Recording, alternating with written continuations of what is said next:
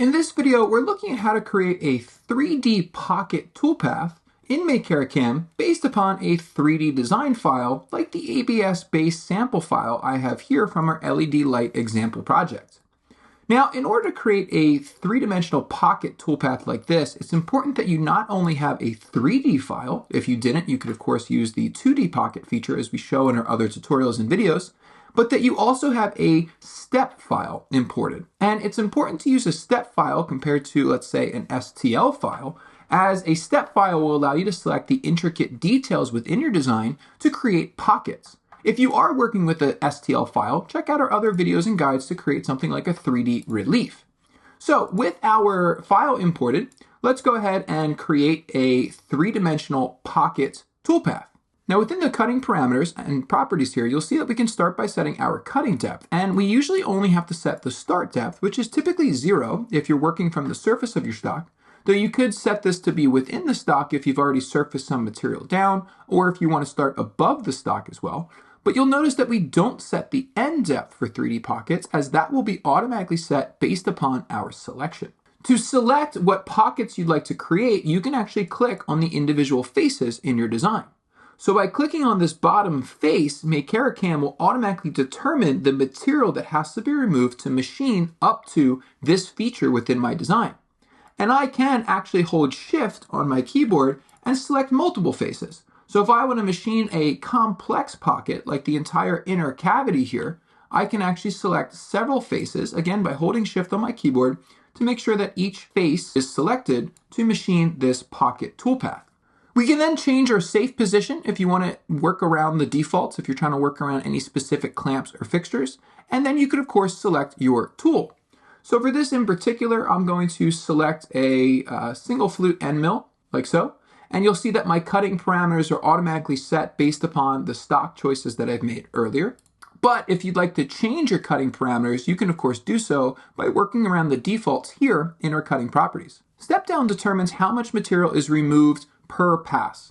So with step down disabled, that means that the bit is just going to plunge to the depth of your pocket and machine it away in a single pass. And if you're working with soft material or not a very deep pocket, that's perfectly fine. But if you're working with a harder material, and if you're looking to remove a deep pocket, we typically enable step downs. So that way these pockets will be removed gradually, little by little. And of course you can work with the default step down based on the material, or you can adjust this step down if you want to remove more or less per pass. You also can adjust your tool number if you want to reassign the number of your tool based upon your tool changer position, or if you just want to set it to be a different number based upon the other tools that you're using. And you can also change the allowance to see if you want to work farther within or around your pockets other than your model boundaries. You can then change your path strategy. Offset will follow the actual contours within your design, so it will follow all the edges within your design to create a detailed pass, which is typically a little bit slower, but maybe more precise depending on what you're cutting. Where parallel will kind of sweep across your stock and clear out a lot of stock rather quickly if you're creating something like a surface cut. You can of course change the select between conventional or climb milling if you'd like to change, as well as your cutting order in terms of your pocket, but usually we leave that for auto as you go. And then we have our tool containment. What tool containment is talking about is not actually the boundary of the pocket, but where can the tool go within the pocket. So for example, if I say inside boundary, that means that my tool will not be permitted to leave the inside boundary of this part. And notice that even though I have this small little pocket here selected when I calculate it, that is ignored because the tool would have to exit the part to machine it. But if I set this to be outside boundary, that means that my tool can not only clear the inside pockets, but it can actually exit the stock to clear any pockets that would deviate a little bit outside the stock, such as this small little inner cut. So the boundary here is not necessarily the boundary of the pockets, but the boundary of where the tool is permitted to go based upon your model.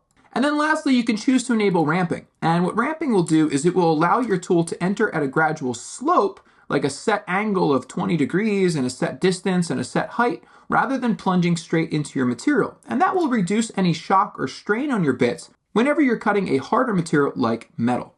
So here you can see that the pocket was automatically calculated. And if I just close that and let me hide the part here, you'll see that the depths of the pocket were determined around the model selected. So different pocket depths were automatically generated based upon the selections that I've created within my design. So creating 3D pockets in Makera CAM is pretty easy and straightforward to do as long as you have the right type of model imported, so that way you can select the different faces within your pocket. Other 3D toolpaths that you might want to consider to finish this part is a contour, which will let you cut boundaries, as well as drilling operations, and we look at those in our other tutorials and guides. And again, if you're working with a different type of 3D model, like a mesh, like an STL file, check out our other guides for creating 3D reliefs. Thanks for watching, and stay tuned for more on the Makera channel and wiki site.